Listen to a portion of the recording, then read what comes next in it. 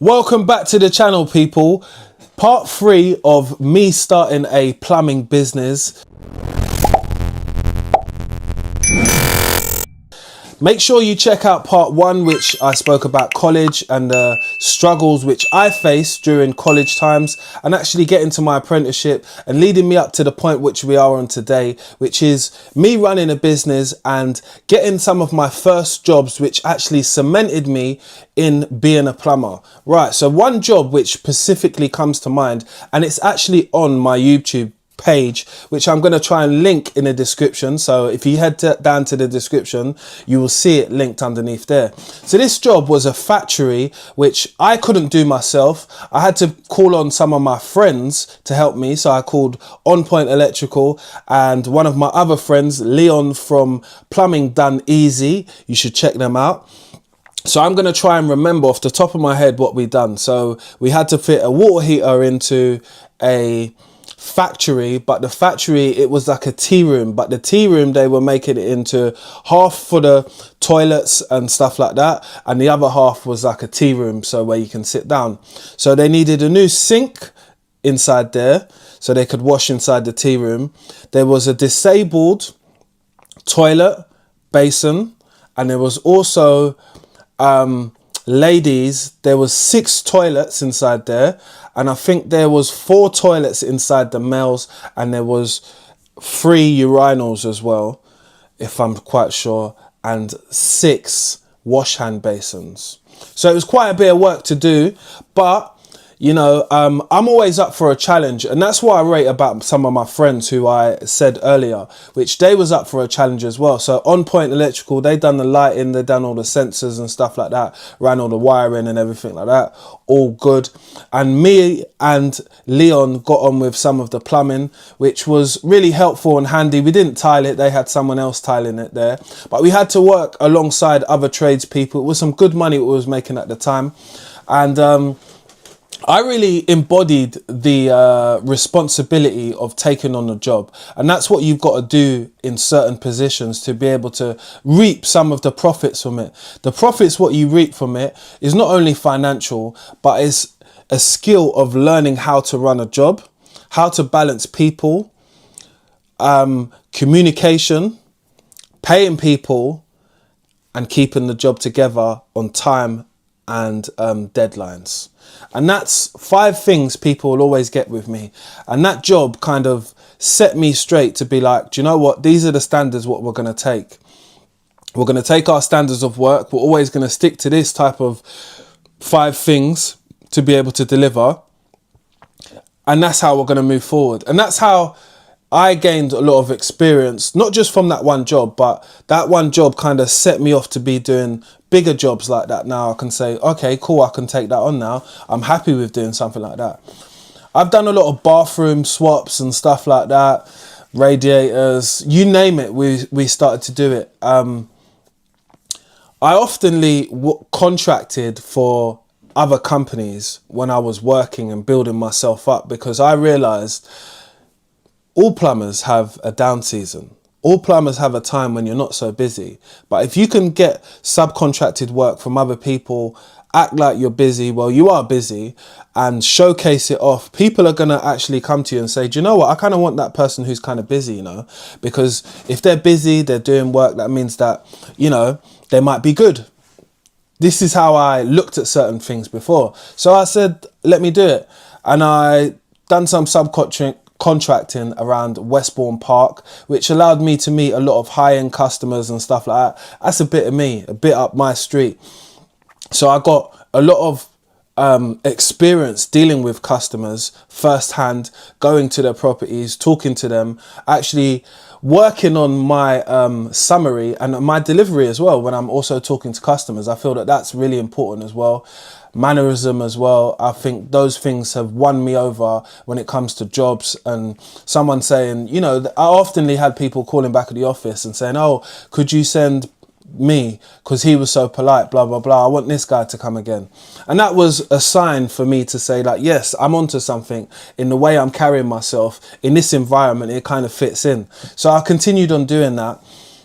while still building, but not really so much investing, you know, because I wasn't really making a lot of money. There was times when I would make money, but I was still in my younger days where I still wanted to spend it obviously on myself and not really so much the business, because when you first start off, you don't really know if you're really going to be pulling a big profit at some point. You just think to yourself, paycheck to paycheck to paycheck to paycheck, which most people do.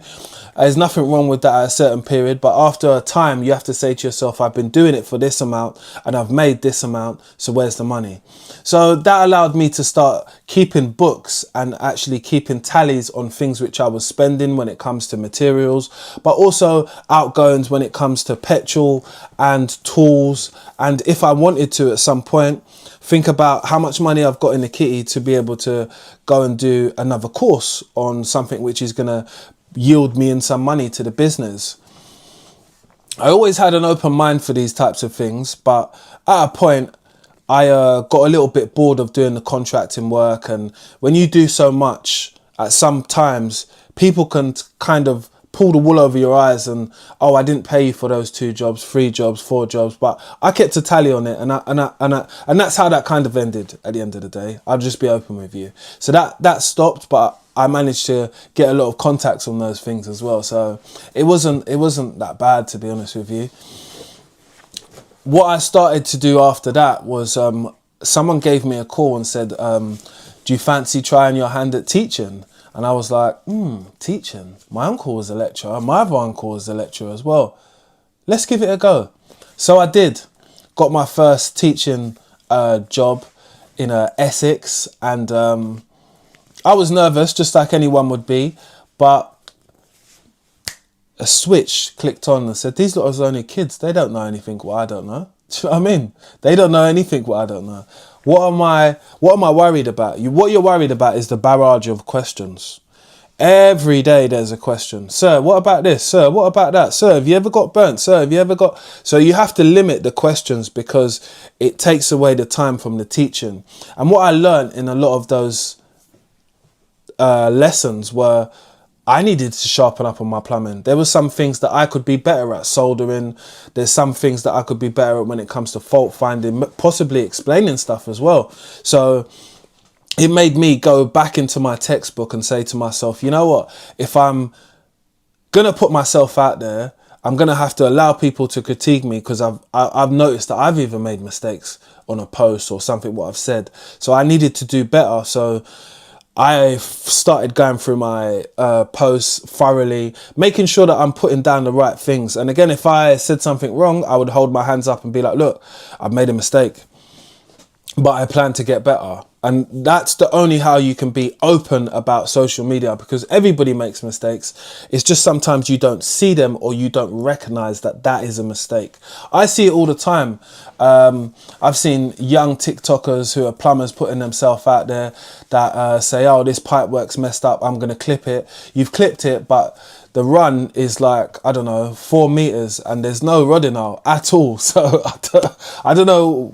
Yeah, I don't know. We've all got to make it make sense sometimes. But again, I've been there. So critiquing and allowing people to see some flaws in you, that's nothing but normal behavior. Nobody take that personally. So that's something that I learned as well by putting myself out there on social media in real time. Had to deal with it.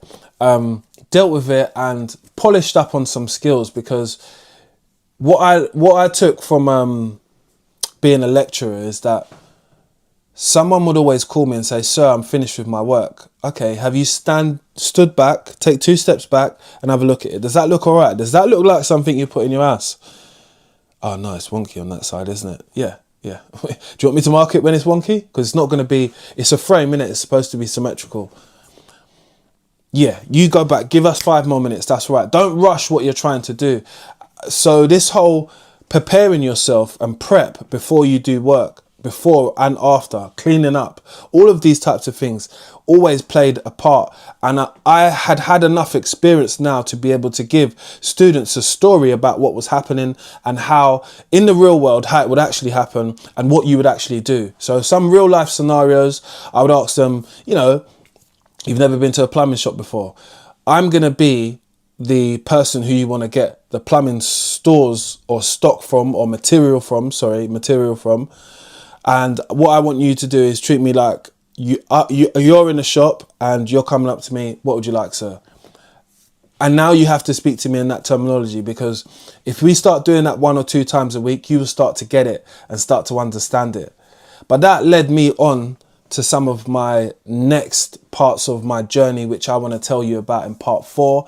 If you're enjoying this episodes, what I'm telling you about how I became a plumber, do subscribe to my channel, make sure you like, and YouTube has this thing called commenting and putting on the notification bell. I'd appreciate if all of you guys do it, so you can catch me on part 4 of how I became a plumber with me, Mr. London Plumber.